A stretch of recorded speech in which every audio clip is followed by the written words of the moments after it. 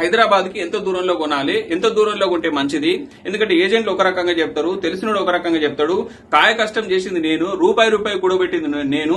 Actually ఎంత distance లో నేను కొనాలి, ఎందుకోసం కొనాలి, ఇల్లు కట్టుకోనిక కొనాలనా లేదంటే నేను ఇన్వెస్ట్మెంట్ కోసం కొనాలనా, అసలు ఎట్లా కొంటే బాగుంటది అనేది ఒక 3 జోన్లుగా హైదరాబాద్ ని మనం డివైడ్ చేయడం జరిగింది. మొట్టమొదటి జోన్ వచ్చేసి ఏమంటే ఈ హైదరాబాద్ జోన్ ని 30 కిలోమీటర్ల రౌండ్ ఏదైతుందో 30 కిలోమీటర్ రౌండ్ ఏదైతుందో ఇది దాదాపుగా నీకు సుమారుగా, ఇది ఎగ్జాక్ట్ గా ఇంతే అని నేను చెప్పలేను, సుమారుగా నీకు ₹1,00,000 నుంచి మొదలుకొని అంటే 1 lakh రూపీస్ నుంచి మొదలుకొని దగ్గర 3 లక్షల వరకు పర్ స్క్వేర్ యార్డ్ ఉండొచ్చు.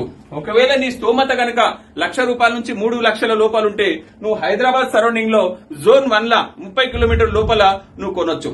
రెండో జోన్ వచ్చేసి ఏమంటావంటే దీన్ని సెకండ్ జోన్ వచ్చేసి ఏదైతుందో దీంట్లో ₹1,00,000 నుంచి మొదలుకొని 1 lakh రూపీస్ నుంచి మొదలుకొని దగ్గర ₹50,000 నీకు పర్ స్క్వేర్ యార్డ్ ఉంటుంది. ఒకవేళ నీ స్తోమత 50,000 దాకా ఉంది అని అంటే నువ్వేం చేయొచ్చు అంటే 30 to 50 కిలోమీటర్స్ 50 కిలోమీటర్ లోపల హైదరాబాద్ సెంటర్ నుంచి తీసుకుంటే 50 కిలోమీటర్ లోపల నీకు దగ్గర 50,000 దాకా పర్ స్క్వేర్ యార్డ్ ఉంటుంది. మా గురువు గారు ఏమంటారంటే చాలా మంది ఏం చేస్తారు, ఇన్వెస్ట్మెంట్ కోసం ఇన్వెస్ట్మెంట్ కోసం 50,000 పెట్టడం అది ఇన్వెస్ట్మెంట్ పర్పస్ కరెక్ట్ కాదు పర్ స్క్వేర్ యార్డ్.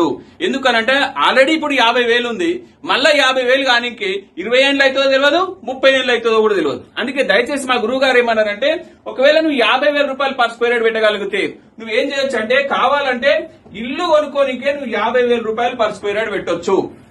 జోన్ 2 లో నువ్వు కొనొచ్చు, నో ప్రాబ్లం. ఇల్లు కావాలనుకుంటే నువ్వు జోన్ 2 లో కొనొచ్చు. లేదు నేను ఫ్యూచర్ లో ఒక 5 ఏళ్లల్లా ఒక 10 ఏళ్లల్లా మంచి రిటర్న్స్ రావాలంటే నువ్వు జోన్ 3కి వెళ్లాల్సిందే. జోన్ 3, ఈ జోన్ 3 ని నేను ఏమంటామంటే దీని ఇన్వెస్ట్మెంట్ జోన్ అని అంటాం. ఇందులో పర్ స్క్వేర్ యార్డ్ వచ్చేసి దగ్గర నీకు ₹5,000 నుంచి మొదలుకొని ₹50,000 మధ్యలో పర్ స్క్వేర్ యార్డ్ ఉంటది. దీని అన్నిటిని కూడా మేము ఏమంటామంటే ఇన్వెస్ట్మెంట్ జోన్ అని అంటాం. దయచేసి చాలా మంది కస్టమర్లు నేను ఈ రోజు 50,000 పెట్టుకున్నా, నేను ఈ రోజు ₹1,00,000 పెట్టుకున్నా అంటే కాదు.